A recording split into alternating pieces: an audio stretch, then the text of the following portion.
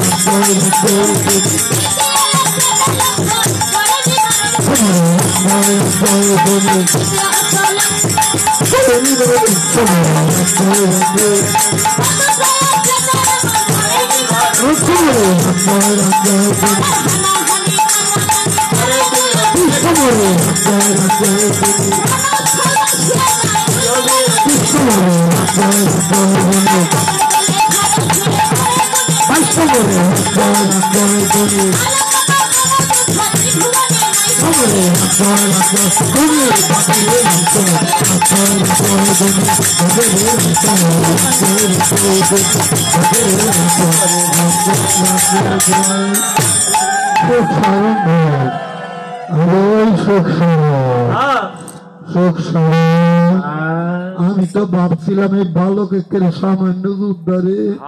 বাবা রে বাবা কারেন্টের মুসের মতো হ্যাঁ ভাগ্য ভালো আজকে তার একটা সৈন্য নাই রে যদি থাকতো তাইলে আমার ওই যে হনুমান যদি থাকতো আমার তালিম বছর হারায় গেলে আরে ওই বেটার নাম শুনলেই যে আমার মনে ভয় করে তাই নাকি হ্যাঁ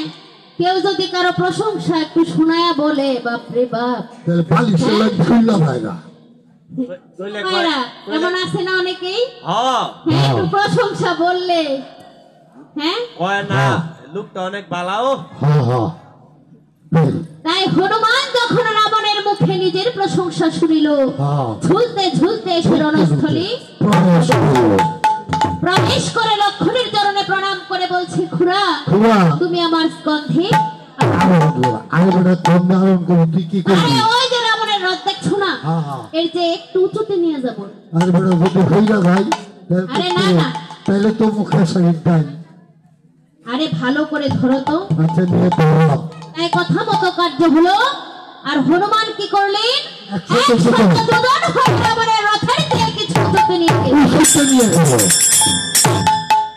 এবার রাবণ বলছে রে সুখসারণ লক্ষণ গেল কোথায় রে কাজটা করলো কে তাই নাকি তাই রাবণ বলছে ওরে রাক্ষসগণ তোরা এক্ষুনি হনুমানের পক্ষে কর অস্ত্র ক্ষেপণ তখন রাক্ষসদের অস্ত্রাঘাতে হনুমানের বক্ষ থেকে রক্তপাত হতে লাগলো এই দেখে স্কন্ধে বসে লক্ষণ বলছে হনুরে তোর যে বড় কষ্ট হচ্ছে তুই মাটিতে নামিয়ে তাই হনুমান বলছে খুড়া যখন যে প্রণাম করব আমার রঘুনাথ ভাই আশীর্বাদ করবে রঘুনাথ তখন আমায় সেই কোমল হস্ত দিয়ে গায় তখন প্রভুর সেই হস্ত পরশ পেয়ে আমার সমস্ত ব্যথা যে হয়ে যাবে তখন ভগবান তো অন্তর্যামী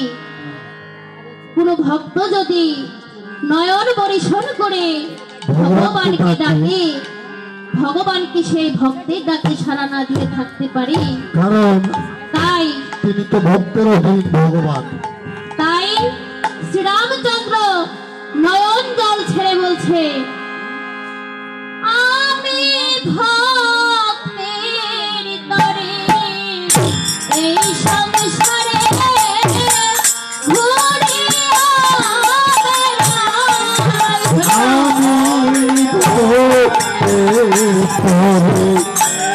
সংসারে ঘুরিয়া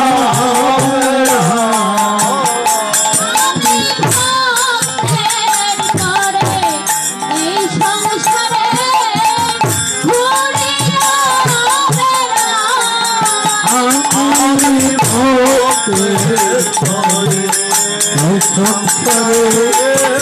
ঘুরিয়া হবে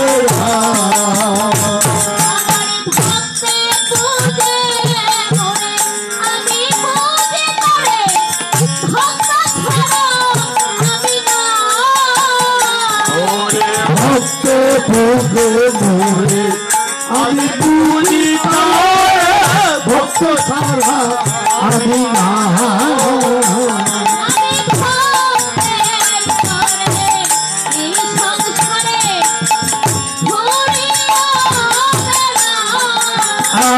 আমি ভক্তে